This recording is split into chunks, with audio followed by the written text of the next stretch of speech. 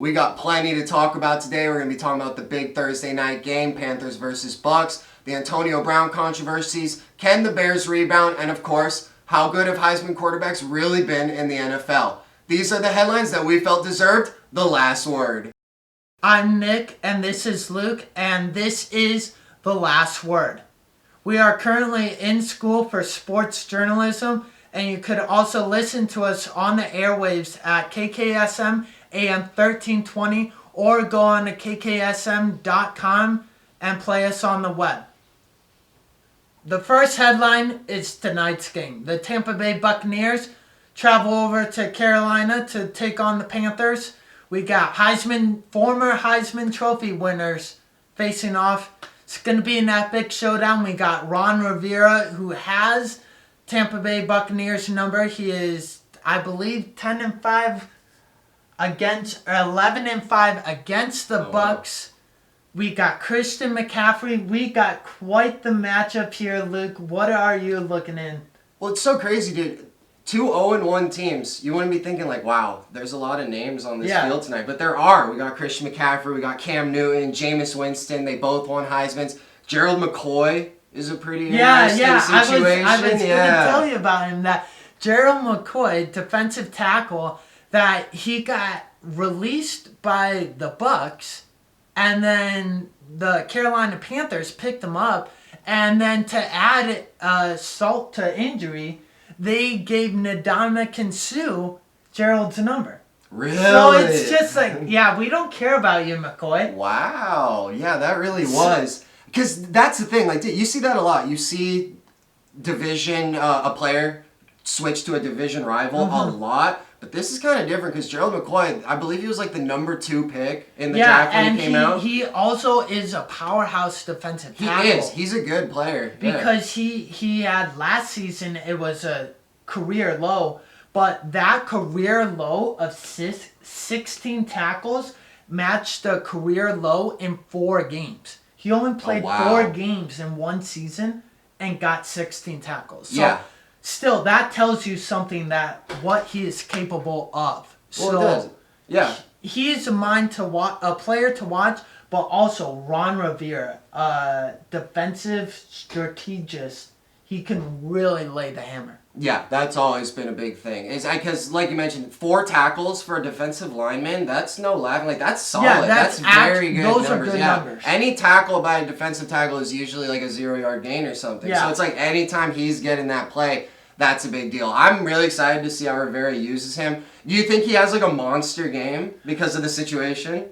I want to believe so. I think he will have a monster game. I'm going to say about like 4 to 5 tackles. 4 to 5 tackles. Any sacks?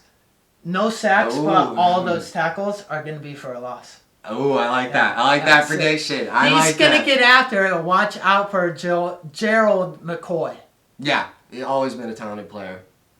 Luke, when we talked about this game earlier, you brought up Christian McCaffrey. And Christian McCaffrey is one hell of a running back.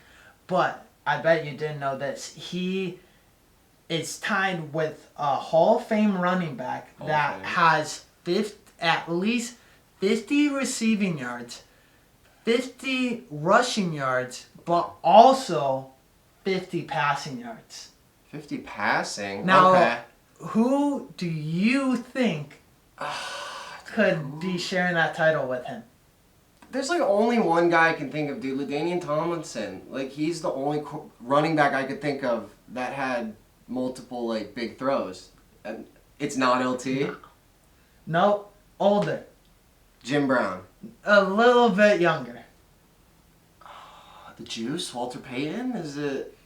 Yep. Wow. Sweetness. Wow. Hometown hero sweetness. Walter Payton shares that record with Christian McCaffrey of at least 50 yards in receiving, rushing, and passing.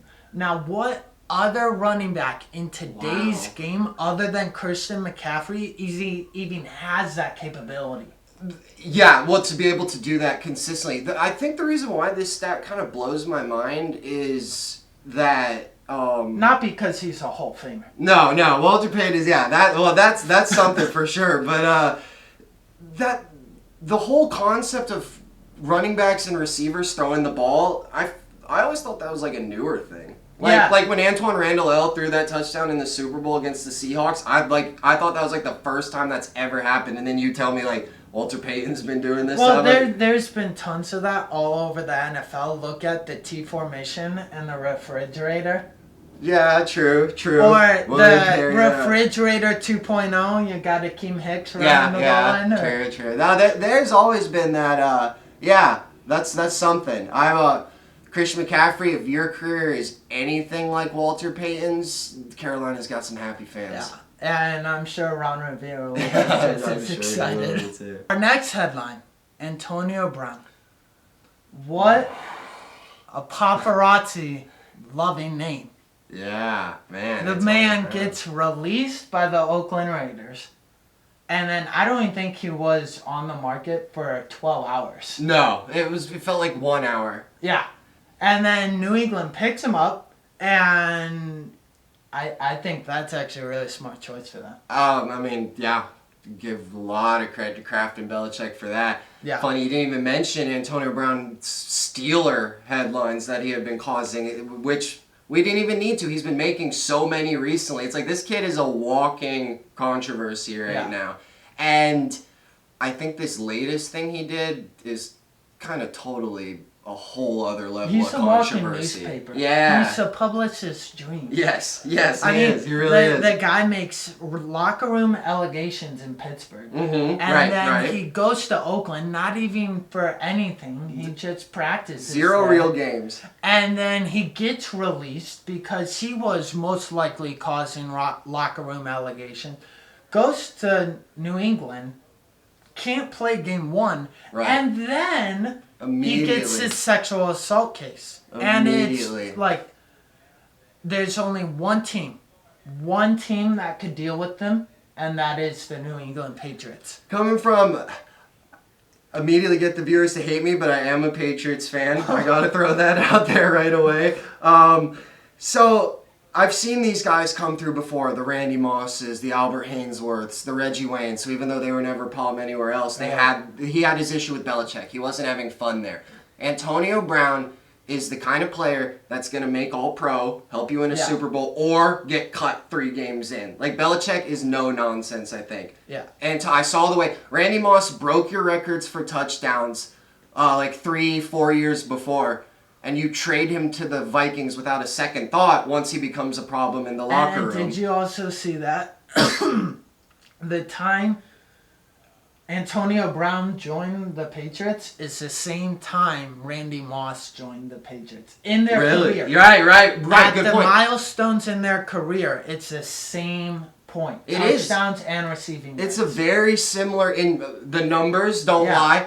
The Raiders situation doesn't lie, and Belichick even noticed it. They asked him about Antonio Brown and what kind of controversy he would be, and he said, you guys said the same thing about Randy Moss. So he knows it, everyone knows it, the comparison is there. I'm obviously hoping Antonio Brown plays like Randy Moss does, but we'll see. And I kind of think he will, but you'll have to find out this week in their Miami, game against Miami. Yeah. And that one, it's not going to show much because Miami, last power ranked team. I know, dude, it's that a weird complete disaster against Baltimore. It's not looking good for Miami, and I'm sorry, Patriots fans, but you probably don't get to see a real test this week either. I really want revenge for that touchdown with no time left on the clock last year. I'm hoping that you're right, Nick. I hope the whole Dolphins team asks for trades after this loss because it's that bad. Yeah. It's a dumpster fire in Miami right now, and it's hard to mind when you're a division rival and stuff. Yeah, it is, but I mean that's what you got a whole season of football for, to see what you can do with the weapons you have. Exactly. Yeah. True. Miami's got. Yeah. It'll be a weird year. Our third headline is: can the Bears bounce back and beat the Denver Broncos after starting the season on Thursday night in the 100th year anniversary for the NFL in a very, very sloppy game? Very. Sunday, they take on the Broncos in Denver, Mile High. The air's a little thin up there, and they might have some issues. It's always a tough game in Denver. They're weird. Even on the years they're not doing too well, they can always get the win. So they can always get the win in the first 2 weeks of the season at home. They're 49 8-2. 49 8-2 at home during the first 2 weeks of the season. All time. That's pretty incredible. That's 8 losses in 2 weeks for your whole. Wow, I gotta process to that go for a second. a little bit more on that stat. They're 19-5 in the month of September, dating back to 2012. When Manning left, or about the time when he 3 years ago, Manning left. They're still 7-2. Or sorry, when Manning got there, right? So they've even after Manning left in 2015-16, I believe they've stayed just as good in the first 2 weeks. Just as good. Nothing has changed. Do you know what's so weird about that? Is the reason why this stat is that does kind of make sense. Remember those Jay Cutler Bronco teams that would go 6-0, 8-0, and then miss the playoffs at the end of the year? What? It's kind of weird. Why is Denver, as a franchise, so good at the beginning and so bad at the end? I know, just as Tim Tebow. Man, went to playoff he's game, the exact opposite. But yet they fired him. Yeah, I know. He's kind of going both, and right? And also, on the flip side, you got the old defensive coordinator of the Bears, Vic Fangio. True. Now head coach of the Denver Broncos, facing off against his former team where he led them to the third most points scored by defense. Wow. First in sacks, and also they were the third least blitzing team in the NFL. Wow. To get all those sacks. Yeah. Just think about that. Third least blitzing.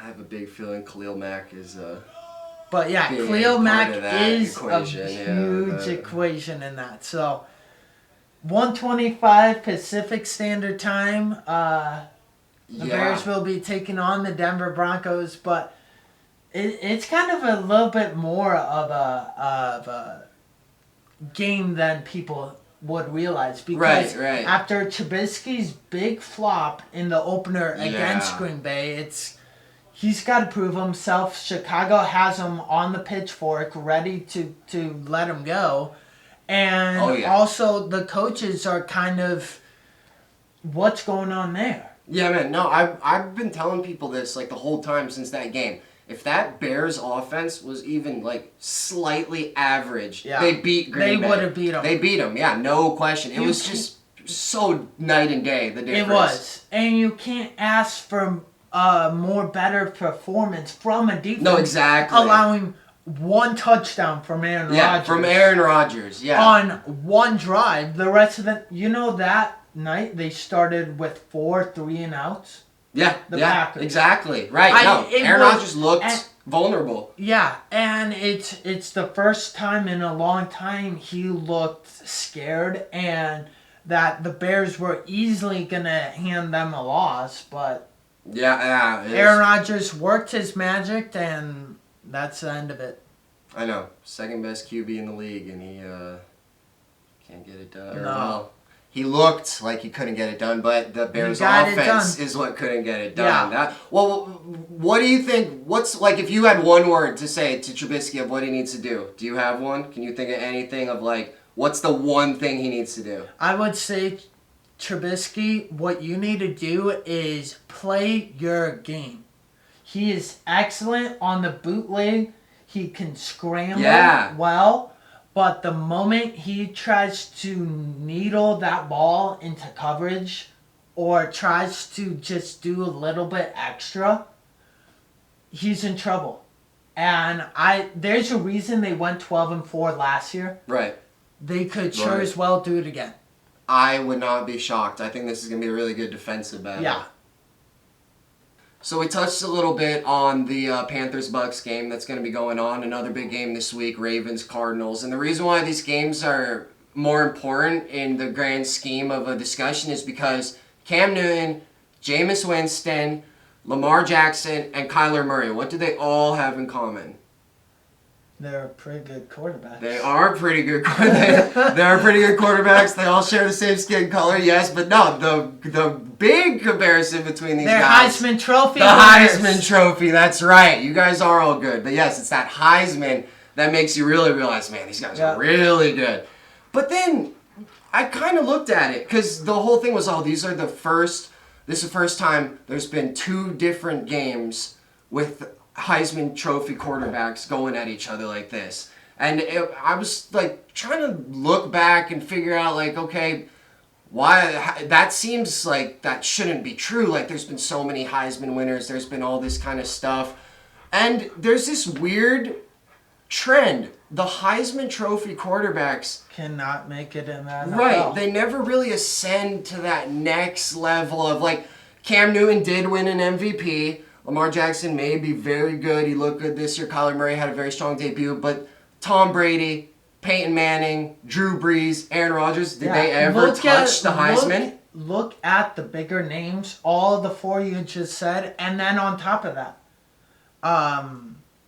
you could look at, to kind of prove that Heisman Trophy winners don't make it is Mark Sanchez, Matt Barkley, is USC, also a good football program. Oh, yeah, I know what you're saying. Winning the Heisman Trophy winner, you would only think that they could make it in the NFL, but no, they could barely even get past the first wave of 5 years. I know, yeah, USC, I get the comparison because USC quarterbacks have always weird, and even the ones that did win the Heisman, like Carson Palmer, good player, very good player, don't get me wrong. But that's not what I'm talking about. We're talking about that next level of like the elite Super Bowl, multiple titles I can carry you to kind of quarterback.